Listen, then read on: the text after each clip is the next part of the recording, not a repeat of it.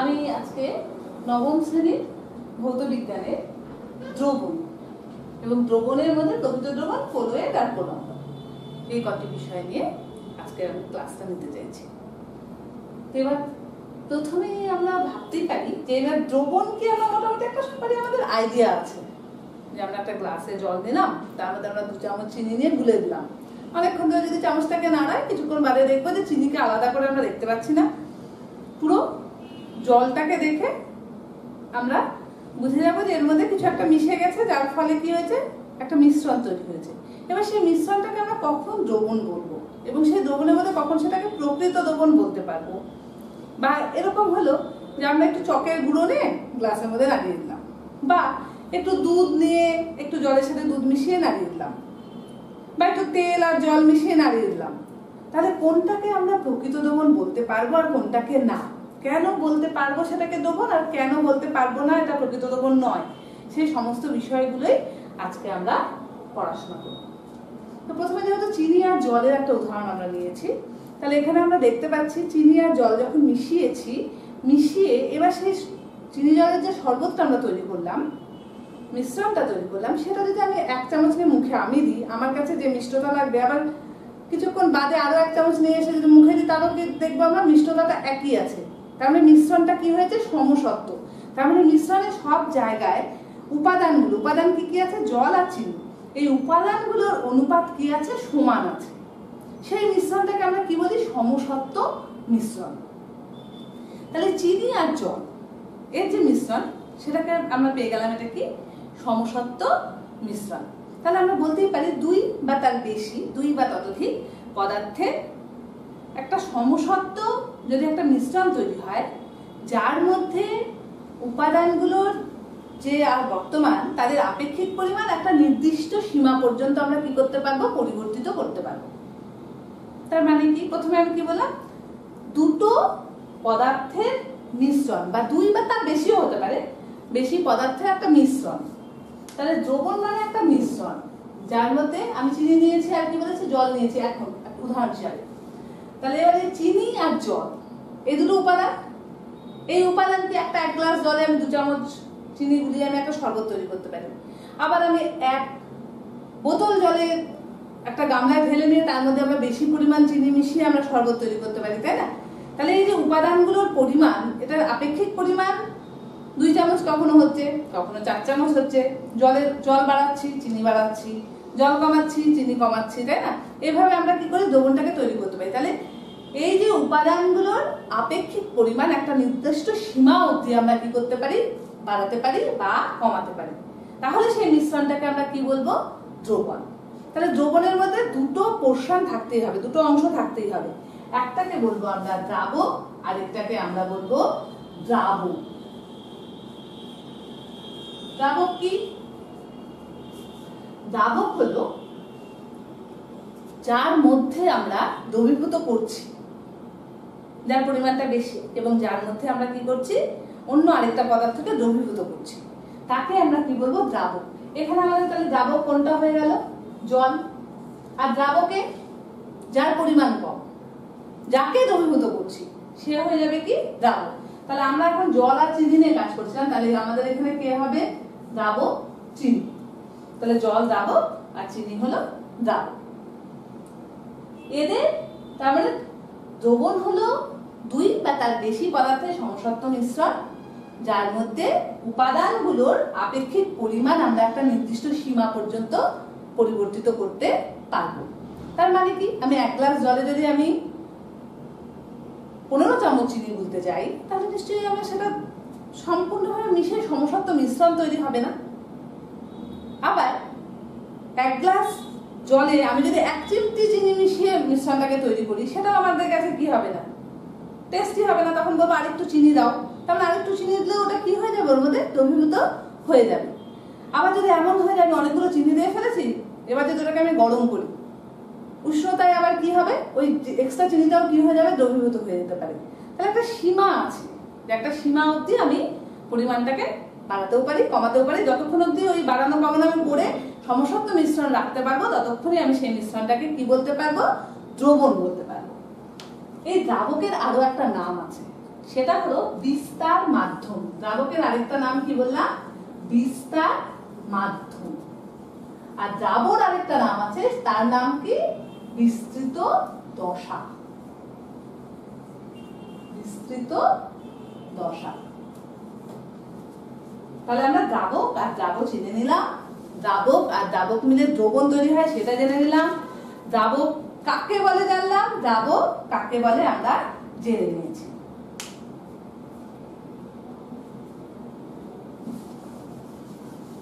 এইবার আমরা কয়েকটা দ্রবণ নিয়ে আলোচনা করব।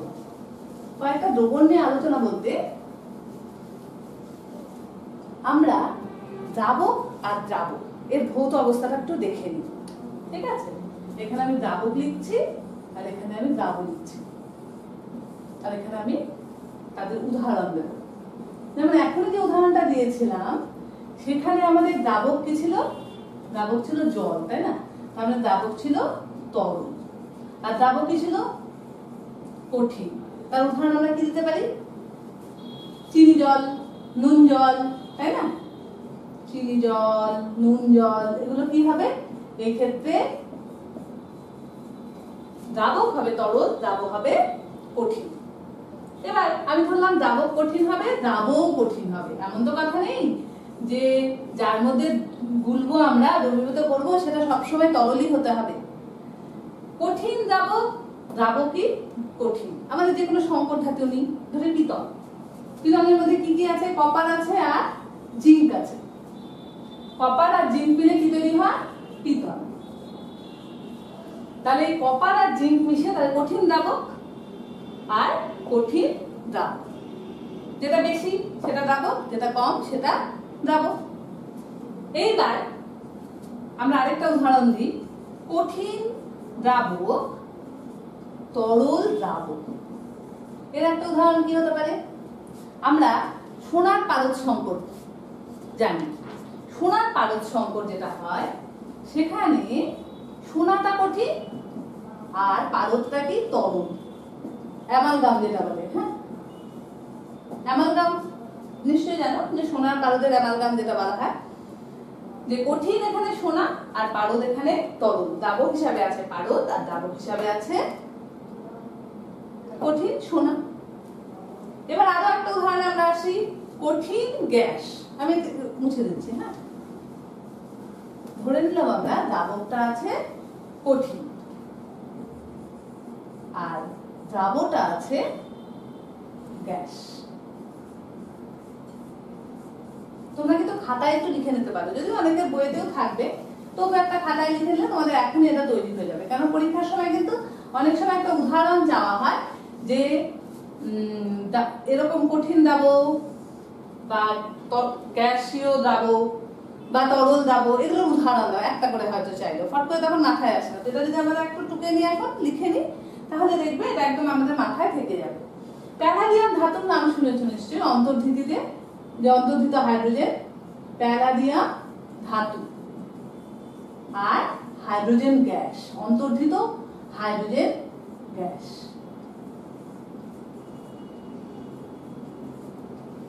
তাহলে এখানে কঠিন কে? প্যালাডিয়াম ধাতু, আর গ্যাস দ্রাবক সেটাকে অন্তর্ধিত হাইড্রোজেন।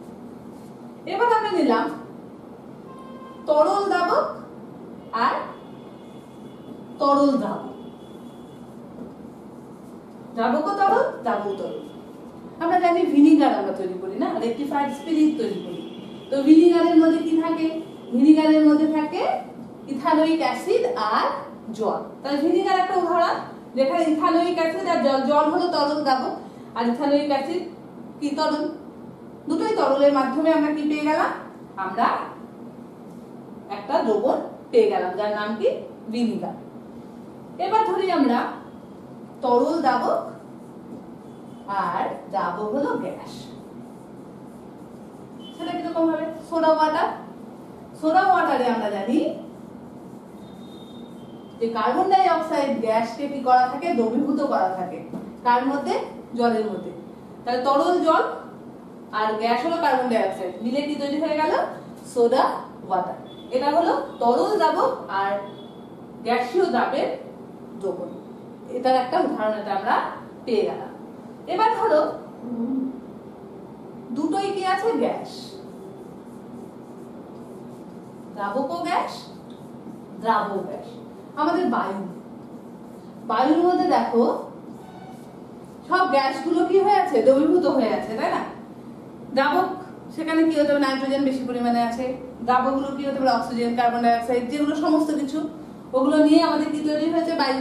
তাহলে দ্রাবক হলো গ্যাস আর দ্রাবক হলো গ্যাস। তার উদাহরণ আমাদের কি পেয়ে গেলাম, বায়ু। তাহলে উদাহরণগুলো সবগুলোর একটা একটা একটা একটা করে তোমরা দেখে রাখবে। হ্যাঁ, তোমাদের 7টা আমি উদাহরণ করিয়েছি। এই গেল দ্রবণ।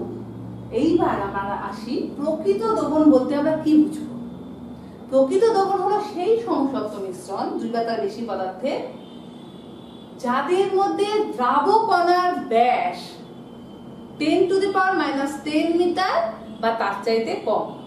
কি বললাম, প্রকৃত দ্রবণ মানে সেই দ্রবণ যেখানে 2 বা ততোধিক পদার্থের সমসত্ব মিশ্রণ যার মধ্যে দ্রাবক কণাগুলোর ব্যাস হতে হবে 10⁻⁻10 মিটার বা তার চাইতেও ছোট, যারা খুব সহজে ফিল্টার পেপার এবং পার্চমেন্ট পেপারের মধ্যে দিয়ে অনায়াসে চলাফেরা করতে পারবে, তাদেরকে আমরা বলবো প্রকৃত দ্রবণ।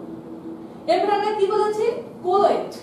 তাহলে আমরা একটু এখানে লিখে রাখতে পারি যে প্রকৃত দ্রবণের আমরা ব্যাস কি বললাম, দ্রবণ এর মধ্যে দ্রাবক ব্যাস আমরা কত বলেছি,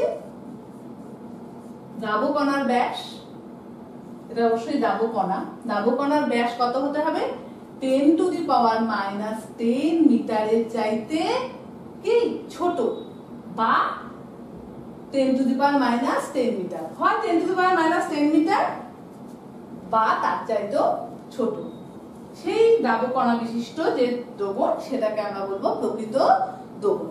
এরপরে আমরা চলে এসেছি কোলয়েড। এবারে কোলয়েডের ক্ষেত্রে আমরা একটা উদাহরণ হিসেবে বলেছিলাম না, তখন দুধ গুলিয়ে নিয়েছি বা বলেছিলাম কি তেল জল মিশিয়ে নেওয়ার চেষ্টা করছি। কোলয়েড হলো, এখানে কিন্তু সমসত্ব মিশ্রণ তৈরি হয় না। হ্যাঁ, আমাদের রক্ত, ভাতের ফ্যান, এই যে উদাহরণগুলো, দই, পনির, সাবানের ফেনা, শ্যাম্পু, মুখে মাখার ক্রিম গুলো, এগুলো সবগুলোই হচ্ছে কোলয়েডের উদাহরণ। এখানে কি হয়, এখানে দ্রাবক কণাগুলোর ব্যাস 10⁻⁻10 মিটারের চাইতে বেশি হয়। কত হয়, 10⁻⁻7 মিটার থেকে 10⁻�9 মিটার। কত বললাম, দ্রাবক কণার ব্যাস হবে 10⁻⁻7 মিটার থেকে 10⁻⁻9 মিটার। খেয়াল রাখবে, এটা মিটার বলেছি, কিন্তু সেন্টিমিটার হলে কিন্তু 10⁻⁵ সেমি থেকে 10⁻7 সেমি হবে। হ্যাঁ, এই রেঞ্জে যে দ্রাবক কণাগুলোর ব্যাস থাকে, দ্রাবক কণার যে ব্যাস, সেই সমস্ত দ্রবণকে আমরা বলবো কি কোলয়েড। সেটা কিন্তু অসমস্বচ্ছ এবং অসমসত্ব হতে হবে, ঠিক আছে? সেই দ্রবণটাকে আমরা কি বলবো, আমরা সেটাকে কোলয়েড। এর ক্ষেত্রে দ্রাবক কণার ব্যাসটা যেহেতু একটু বড়, এরা কিন্তু পার্চমেন্ট পেপারের মধ্যে দিয়ে চলে গেলেও ফিল্টার পেপারের মধ্যে দিয়ে যেতে পারে না। ওখানে গিয়ে ওদের দ্রাবক কণাগুলো কি হয়, আটকে যায়। বুঝতে পেরেছো? যে ক্ষেত্রে কি হয়, এখানে ফিল্টার পেপারের ভেতর দিয়ে ইজিলি চলে যায়, কিন্তু পার্চমেন্ট পেপারের ভেতর দিয়ে যখন পাঠানো হয় তখন ওদের দ্রাবক কণাগুলো কি হয়ে যায়, আটকে যায়, চলে যেতে পারে না। কিন্তু প্রকৃত দ্রবণের ক্ষেত্রে কি বলেছিলাম, ফিল্টার পেপারের মধ্যে দিয়েও চলে যায়, পার্চমেন্ট পেপারের মধ্যে দিয়েও চলে যায়। কোলয়েডের ক্ষেত্রে কি বললাম, যে ফিল্টার পেপারের মধ্যে দিয়ে চলে গেলেও পার্চমেন্ট কাগজের মধ্যে দিয়ে কিন্তু ওরা যেতে পারে না, কেননা ওদের ব্যাসটা কি হয়ে যায়, দ্রাবক কণার ব্যাসটা একটু বেশি হয়ে যায়। এবার যখন আমরা কোলয়েড পড়ছি, তাহলে কোলয়েডের আমাদের কিছু উদাহরণ জেনে নিতে হবে। কতগুলো নাম থাকে, পরীক্ষার সময় এরকম নাম ধরেও আসতে পারে। ধরো প্রশ্ন বলো কঠিন এরোসল বা তরল এরোসল, কঠিন সল, ইমালশন, এই সবগুলো কিন্তু কোলয়েডের উদাহরণ। ফোম, কঠিন ফোম। এবার একটু একটু করে ক্লিয়ার করছি। প্রথমে বলছিলাম কি, কঠিন এরোসল। কঠিন এরোসলের কি ঘটনা, কঠিন এরোসলের ক্ষেত্রে গ্যাসীয় বিস্তার মাধ্যম মানে দ্রাবক, আর বিস্তৃত দশাটা যেটা হবে সেটা অবশ্যই হবে কি, সেটা অবশ্যই হবে কঠিন। যেমন ধোঁয়া, বায়ুতে যে ধূলিকণাগুলো ভেসে বেড়ায়, ঠিক আছে, এগুলো ক্ষেত্রে কি হচ্ছে, গ্যাসীয় মাধ্যমের মধ্যে কঠিন মাধ্যম ভেসে বেড়াচ্ছে, এটাকে আমরা কি বলবো, কঠিন এরোসল। আবার যখন কুয়াশার ক্ষেত্রে আমরা বলবো, তখন আমরা কি বলবো, যেখানে গ্যাসীয় মাধ্যমের মধ্যে দিয়ে ভেসে বেড়াচ্ছে, কিন্তু কে ভেসে বেড়াচ্ছে, তরল বিস্তৃত দশা। হ্যাঁ, বিস্তার মাধ্যমটা গ্যাসীয় হলেও বিস্তৃত দশাটা হচ্ছে তরল, কারণ জলীয় বাষ্প তরল, সেটা গ্যাসের মধ্যে, বায়ুর মধ্যে মিশে আছে।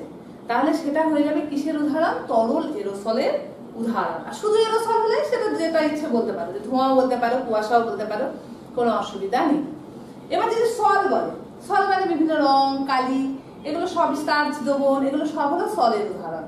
ইমালশন কি, একটু আগে বললাম তেল জলের মিশ্রণ, তেল জল মিশিয়ে না বলে না, তেল জলটাকে যদি ফেটিয়ে দেওয়া যায় তাহলে যে মিশ্রণটা তৈরি হবে, সেই তেল জলের মিশ্রণটাকে আমরা কি বলতে পারবো, ইমালশন, মানে ওটাকে একটা অবদ্রব্য হিসাবে আমরা গণ্য করি আর কি।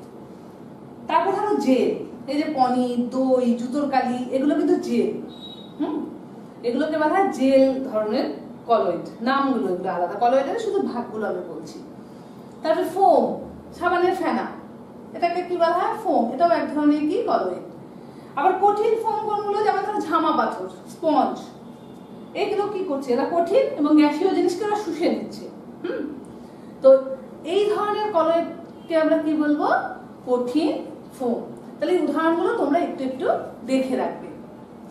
আর প্রকৃত দ্রবণের দ্রাবকণার ব্যাস আর কলয়েডের দ্রাবকণার ব্যাস বলেছি। আর কি বলেছি, এই কারকার মধ্যে দিয়ে চলে যেতে পারে ইজিলি, ফিল্টার পেপারের মধ্যে দিয়েও চলে যেতে পারে, আর পার্চমেন্ট পেপারের মধ্যে দিয়েও চলে যেতে পারে অনায়াসে, তাই না? কিন্তু কলয়েডের ক্ষেত্রে কি বললাম, যে কলয়েডের ক্ষেত্রে কিন্তু ফিল্টার পেপারের মধ্যে দিয়ে গেলেও পার্চমেন্ট পেপারের মধ্যে দিয়ে যেতে পারে না। ফিল্টার পেপারের মধ্যে দিয়ে ওকে চলে যায়, কিন্তু পার্চমেন্ট পেপারের মধ্যে দিয়ে যেতে পারে না। কে পারে না, কলয়েড পারে না, ঠিক আছে। এইবার এর মধ্যে প্রকৃত দ্রবণের মধ্যে যদি আমি একটা টর্চের লাইট ফেলি ঘর অন্ধকার করে, তাহলে আমরা কি দেখবো, ইজিলি চলে যাচ্ছে। কেননা প্রকৃত দ্রবণের মধ্যে কোনো কণাগুলোকে আলাদা করে ওদের কোনো অস্তিত্বই থাকে না, দ্রাবকণার কোনো অস্তিত্বই থাকে না। চিনি জলের মধ্যে যেমন, চিনিকে কি আলাদা করে বুঝতে পারো, ও জলের রঙই হয়ে যায় শরবতটা তৈরি হয়ে গেলে। তাহলে সেই ক্ষেত্রে কিন্তু কোনোভাবে ওই টর্চের আলো বিচ্ছুরিত হয় না কণার দ্বারা। সেই কারণে প্রকৃত দ্রবণের মধ্যে টিন্ডাল এফেক্ট দেখা যায় না। কিন্তু কলয়েড দ্রবণের ক্ষেত্রে কি হয়, ওর মধ্যে যদি আমি টর্চের আলো সাধারণত অতটা কাজ না করে যদি আমি একটা অতিরিক্ত একটা পাওয়ারফুল একটা যদি আলোর মধ্যে পাঠাই, তাহলে দেখতে পাবো যে কলয়েডের মধ্যে যে কণাগুলো আছে, কোন কণাগুলো, দ্রাব কণাগুলো, সেগুলো কি হয়, মনে হয় আমাদের মিশে যাচ্ছে, কিন্তু মিশে না, একটা অস্বচ্ছ একটা কিন্তু মিশ্রণ তৈরি করে রাখে। সেই কণাগুলো দিয়ে আলোকগুলো কি হয়ে যায়, বিচ্ছুরিত হয়ে যায়। যেমন যদি আমরা ধরি এখানে একটা গ্লাস আছে, গ্লাসের মধ্যে হয়তো জল আছে, এখানে এবার তাহলে কি আছে, কণাগুলো আছে। এবার যখন আমি টর্চের আলো ফেলবো, পরিষ্কার এই টর্চের আলোর মধ্যে আমরা কি দেখতে পারবো, কণাগুলোকে আলাদা করে বুঝতে পারবো যে ওখান থেকে আলোটা কি হয়ে যাচ্ছে, বিচ্ছুরিত হচ্ছে। তাহলে এই এফেক্টটাকে কি বললাম, টিন্ডাল এফেক্ট বা টিন্ডাল প্রভাব। তাহলে কলয়েড দ্রবণের মধ্যে কিন্তু টিন্ডাল প্রভাবটা কি করা যায়, দেখা যায়। তার কারণ ওই দ্রাবকণার ব্যাস হলো 10⁻⁷ মিটার থেকে 10⁻⁹ মিটার। এই ব্যাস যেহেতু দ্রাবকণাগুলোর, ওরা আলোটাকে কি করে দেয়, বিচ্ছুরিত করে দেয়। ওই জন্য আমরা কিন্তু পথটাকে আমরা বুঝতে পারি যখন আলোটা ওই মিশ্রণের মধ্য দিয়ে যায়। সেই এফেক্টটাকে আমি কি বললাম, টিন্ডাল এফেক্ট। এটা কলয়েডের মধ্যে এই এফেক্টটা কি করা যায়, দেখা যায়। এদের কালারটা সাধারণত দ্রাবকের যা রং তাই হয়। আর এর ক্ষেত্রে দেখা যায় যে এটার মধ্যে বিস্তৃত দশা যেটা আছে, দ্রাবক কণাগুলোর রঙের উপরে সাধারণত এর কালারটা, দ্রবণ মিশ্রণটার কালারটা নির্ভর করে। এ কি করবে না, কোনো অবস্থাতে থিতিয়ে পড়ে না, এও সাধারণত দেখলে থিতিয়ে পড়ে না, মিশে থাকে। কিন্তু যদি এরকে স্পেশাল কোনো ব্যবস্থা করা যায়, যে ধরো তড়িৎ বিশ্লেষক যোগ করলে কণাগুলো কি দেখা যায়, থিতিয়ে পড়ে। একে যদি হিট দেওয়া যায় তাহলে দেখা যায় কণাগুলো থিতিয়ে পড়ে, কিন্তু সেটা কিন্তু প্রকৃত দ্রবণের ক্ষেত্রে কণাগুলো থিতিয়ে পড়ে না। এগুলো হলো প্রকৃত দ্রবণ আর কলয়েডের কি হচ্ছে পার্থক্যগুলো আমরা সাথে সাথে নিয়ে চলছি। হ্যাঁ, এরপরে আমরা চলে আসবো প্রলম্বন। তোমাদের আমি একটা উদাহরণ দিয়েছিলাম শুরুতেই, যে আমি চকের গুঁড়ো নিয়ে এলাম, নিয়ে এসে গুলিয়ে দিলাম জলের মধ্যে, বা একটু কাদা নিয়ে এসে গুলিয়ে দিলাম। আমরা দেখবো একটা অস্বচ্ছ মিশ্রণ তৈরি হয়েছে না, কিছুক্ষণ রেখে দিলে পারে ওটা থিতিয়ে পড়বে। তোমরা আজকে বাড়িতেও করতে পারো, কিন্তু যে 1 গ্লাস জল নিলে 2 চামচ চিনি নিয়ে গুলে নিলে, গুলে নিয়ে অনেকক্ষণ গুলবে আর কি, যতক্ষণ দেখবে যে কালারটা একদম জলের কালারের মতো না হয়ে যাচ্ছে ততক্ষণ গুলতে থাকবে। তো দেখবে যে চিনিটা রেখে দেবে ওইভাবে, ওই চিনি জলটা একটু কাদা নেবে নিয়ে, অবশ্যই বাড়ির বাইরে যাবে না, বাড়ির উঠোনের মধ্যে যেটুকু পাবে আর কি। হ্যাঁ, কাদাটাকে গুলিয়ে নিয়ে গ্লাসের মধ্যে সেম পরিমাণ গ্লাসে গুলিয়ে ঘুটিয়ে রেখে দেবে। প্রথম অবস্থায় কি হলো দেখলে, আবার রেখে দেওয়ার পর কিছুক্ষণ বাদে এসে দেখবে কি হলো। এবার কি করবে, দুধ নেবে, জল আর দুধ মিশিয়ে দেবে, বা তেল আর জল মিশিয়ে দেবে। হ্যাঁ, বা সাবান গুলে ফেনা দেখলে, ঠিক আছে, সেই ফেনাটাকে নিয়ে নিলে একটা গ্লাসের মধ্যে। তো এই ক্ষেত্রে দেখবে যে প্রকৃত দ্রবণ, কোলোয়েড, আর ওই যে কি বললাম এখন প্রলম্বনে আমি আসিনি, বলছি আর ধরো যে বললাম যে কাদা মিশিয়ে দিতে, বা একটু চকের গুঁড়ো নিয়ে বা কাঠের গুঁড়ো নিয়ে গুলে দিতে জলের মধ্যে, সেগুলো কি হয় ইতস্তত ভেসে বেড়ায়। কেন ভেসে বেড়ায়? ওগুলো দ্রবীভূত হয় না এবং ওদেরকে আলাদা করে আইডেন্টিফাই করা যায়, কারণ তাদের এই প্রলম্বনের যে ব্যাস হয়, এই প্রলম্বনের ব্যাসটা হয় 10⁻⁻6 মিটার বা তার চাইতে বেশি। 10⁻⁻6 মিটার বা তার চাইতে বেশি। এটা কত বলেছি? 10⁻10 মিটার বা তার চাইতে কম। এটা তো একটা রেঞ্জ আছে 10⁻7 মিটার থেকে 10⁻9 মিটার। আর প্রলম্বনে দ্রাবকণার ব্যাস হয় কত? 10⁻6 মিটার বা তার চাইতে বড়।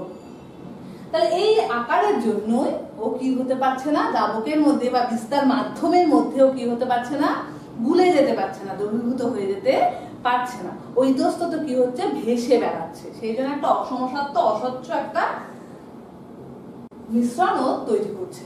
তাহলে এইটা হলো সমসত্ব স্বচ্ছ, এটা হলো অসমসত্ব অস্বচ্ছ। এটাও কি হচ্ছে, প্রলম্বন হচ্ছে অসমসত্ব অস্বচ্ছ। তাহলে এদের পার্থক্য বুঝলাম দ্রাবকণার ব্যাস দিয়ে, তাই না? এবার একে দেখি আমি একটা প্রলম্বন, এই কাদা জলকে যদি ফিল্টার পেপারের মধ্যে দিয়ে এবং পার্চমেন্ট পেপারের মধ্যে দিয়ে যদি চা দিয়ে দেওয়া যায়, ঢেলে দেওয়া যায়, তাহলে দেখা যাবে দুটো ক্ষেত্রে কি হচ্ছে, জলটা নিচে পড়ে যাচ্ছে, ওপরে কি থেকে যাচ্ছে, দ্রাবকণাগুলো আটকে যাচ্ছে, অবশেষ থেকে যাচ্ছে, যেটা প্রকৃত দ্রবণের ক্ষেত্রে হয়নি। দুটোতেই ও কি হয়েছে, ইজিলি বেরিয়ে গেছে, জল মানে দ্রাবক সব চলে গেছে। কিন্তু কোলোয়েডের ক্ষেত্রে দেখেছিলাম ফিল্টার পেপার দিয়ে গেলেও পার্চমেন্ট পেপার দিয়ে কিন্তু যেতে পারেনি, আটকে গেছে। প্রলম্বনের ক্ষেত্রে কি দেখা যাবে, দুটো ক্ষেত্রেই, ফিল্টার পেপারের ক্ষেত্রেও আটকে যাবে, পার্চমেন্টের ক্ষেত্রেও কি হয়ে যাবে, আটকে যাবে, যেতে পারবে না, দ্রাবকণাগুলো কিন্তু ওর মধ্যে থেকে যাবে। এটা একটা তাহলে আমরা কি পেয়ে গেলাম, পার্থক্য পেয়ে গেলাম। এইবার টিন্ডাল এফেক্টে আসি। প্রকৃত দ্রবণে টিন্ডাল এফেক্ট হয় না, কোলোয়েডে টিন্ডাল এফেক্ট হয়। প্রলম্বনের ক্ষেত্রে সাধারণত টিন্ডাল এফেক্টটা কেন হতে পারে না, যে কণাগুলো এত বড় বড় যে বিচ্ছুরিত করতে পারে না, ঠিক আছে, অস্বচ্ছ এতটাই যে ওর মধ্যে আলোটা ঢুকতেই পারে না ঠিক মতো। কিছু কিছু ক্ষেত্রে টিন্ডাল এফেক্ট দেখা যায় প্রলম্বনের ক্ষেত্রে। বেশিরভাগ ক্ষেত্রেই এতটাই ওরা অস্বচ্ছ, অসমসত্ব একটা মিশ্রণ যে ওই অস্বচ্ছতার মধ্যে দিয়ে আলো পাস হতে চায় না, ঠিক আছে। তাই ফলে এখানে কোনো কোনো ক্ষেত্রে আমরা কি করতে পারবো, টিন্ডাল এফেক্টটা আমরা দেখতে পারবো। তাহলে এটা একটা পার্থক্য। প্রলম্বনের ক্ষেত্রে যদি কিছুক্ষণ রেখে দেওয়া যায় মিশ্রণ, এর মধ্যে কিন্তু দ্রাবকণাগুলো কি হয়, নিচে থিতিয়ে পড়ে। প্রকৃত দ্রবণের ক্ষেত্রে থিতিয়ে পড়বেই না। কোলোয়েডের ক্ষেত্রে কি বললাম, বিশেষ অবস্থায় একটু থিতিয়ে পড়তে পারে, সাধারণত পড়বে না, এমনি রেখে দিলে পরে থিতিয়ে পড়বে না। কিন্তু প্রলম্বনের ক্ষেত্রে সাধারণভাবে যদি আমরা রেখে দিই, তাহলে কি হবে, দ্রাবকণাগুলো ওর মধ্যে থিতিয়ে পড়বে। তাহলে এই মুহূর্তে আমরা তাহলে কি কি জিনিস জানবো? দ্রবণ কাকে বলে, দ্রবণের মধ্যে মুখ্য দুটো উপাদান কি, একটা হলো দ্রাবক, একটা হলো দ্রাবক। দ্রাবকের আরেকটা নাম কি বললাম, বিস্তার মাধ্যম। আর দ্রাবক আরেকটা নাম কি বললাম, বিস্তৃত দশা। এবার সেখান থেকে চলে এলাম আমরা প্রকৃত দ্রবণ কাকে বলে। কি কন্ডিশন, দ্রাবকণার ব্যাস। দ্রাবকণার ব্যাস যদি 10⁻10 মিটারের চেয়ে বেশি হয়, তাহলে সেই মিশ্রণটা বা সেই দ্রবণটাকে আমরা কি দ্রবণ বলবো, প্রকৃত দ্রবণ। সেটা অবশ্যই কি হবে, সমসত্ব হবে এবং স্বচ্ছ হবে। এই দ্রবণটা ফিল্টার পেপার এবং পার্চমেন্ট পেপারের মধ্যে দিয়ে অনায়াসে যাতায়াত চলে যেতে পারবে, এর মধ্যে কোনো টিন্ডাল এফেক্ট দেখা যাবে না। এখানে আমরা যদি রেখে দিই দ্রবণটাকে, তাহলে দ্রাবকণা এর মধ্যে থিতিয়ে পড়বে না। এর কালার কালারের উপর নির্ভর করবে, দ্রাবকের কালার বা বিস্তার মাধ্যমের কালারের উপর প্রকৃত দ্রবণের কালার নির্ভর করবে। তারপরে তো আমরা কোলয়েডের ক্ষেত্রে আমরা দেখলাম যে দ্রাবকণার ব্যাস 10⁻⁷ মিটার থেকে 10⁻⁹ মিটার হতে হবে। এটা একটা অসমসত্ব এবং অস্বচ্ছ একটা মিশ্রণ তৈরি হবে, যার মধ্যে দ্রাবকণাগুলোকে আমরা খালি চোখে বুঝতে পারবো না, কিন্তু সেগুলো প্রকৃত দ্রবণের মতো দ্রবীভূত হতে পারবে না। তার ফলে তার মধ্যে যদি আমরা আলো পাঠাই তাহলে সেখানে টিন্ডাল এফেক্ট আমরা দেখতে পাবো। এই ক্ষেত্রেও কি হবে, ফিল্টার পেপারের মধ্যে দিয়ে কোলয়েড দ্রবণ অনায়াসে যেতে পারবে, কিন্তু পার্চমেন্ট পেপারের মধ্যে দিয়ে যেতে পারবে না। সেখানে গিয়ে দ্রাবকণাগুলো কি হয়ে যাবে, আটকে যাবে। আর কোলয়েড দ্রবণকে যদি আমরা এমনি অবস্থায় সাধারণ অবস্থায় রেখে দিই, এখানেও দ্রাবকণাগুলো কি হবে না, থিতিয়ে পড়বে না। যদি উত্তপ্ত করি বা তড়িৎ বিশ্লেষক যোগ করি তাহলে সেই ক্ষেত্রে কিন্তু দ্রাবকণা থিতিয়ে পড়তে পারে। এরপরে আমরা চলে এলাম কোথায়, প্রলম্বন। প্রলম্বন একটা অস্বচ্ছ অসমসত্ব মিশ্রণ। সেই প্রলম্বনের দ্রাবকণার ব্যাস বললাম 10⁻⁶ মিটার বা তার চাইতে বেশি। এই প্রলম্বন ফিল্টার পেপার এবং পার্চমেন্ট পেপার দুটো পেপারের কোনো পেপারের মধ্য দিয়ে যেতে পারবে না। ঠিক আছে, এখানে টিন্ডাল এফেক্ট সাধারণত দেখা যায় না। কোনো বিশেষ ক্ষেত্রে খুব উচ্চ মানের যদি আলো ফেলা যায় সেক্ষেত্রে কোনো কোনো ক্ষেত্রে প্রলম্বনের ক্ষেত্রে টিন্ডাল এফেক্ট দেখা যেতে পারে। এমনি অবস্থায় যদি আমরা প্রলম্বনকে রেখে দিই তাহলে দ্রাবকণাগুলো কিছুক্ষণ বাদে থিতিয়ে পড়ে। প্রকৃত দ্রবণের উদাহরণ পড়েছি, কোলয়েডের উদাহরণ পড়েছি, প্রলম্বনের উদাহরণ পড়েছি। আর কি পড়েছি, দ্রাবক এবং দ্রাবের ভৌত অবস্থায় কি কি দ্রবণ তৈরি হতে পারে তার প্রত্যেকটির একটা করে উদাহরণ পড়েছি। কোলয়েডেরও বিভিন্ন রকম ভাগ পড়েছি, এরোসল, সল, ফোম, ইমালশন, এগুলো সবগুলো কিন্তু তোমাদের পড়তে হবে। তাহলে এখানে প্রশ্ন থাকতে পারে কি, দ্রবণ কাকে বলে, দ্রাবক কি, বিস্তার মাধ্যম কাকে বলে, বিস্তৃত দশা কাকে বলে। তোমরা চাইলে লিখে নিতে পারো যে বিস্তার মাধ্যম কাকে বলে, বিস্তৃত দশা কাকে বলে। দ্রবণ কাকে বলে দিলে অবশ্যই একটা উদাহরণ সাথে দিয়ে দেবে, যার মধ্যে দ্রাবক কোনটা এবং দ্রাবক কোনটা সেটা উল্লেখ করে দেবে। কেমন? তারপরে কি বলেছি, 7 ধরনের দ্রবণ তোমাদের উদাহরণ দিয়েছি, যার মধ্যে দ্রাবকের ভৌত অবস্থা এবং দ্রাবের ভৌত অবস্থা উল্লেখ করেছি।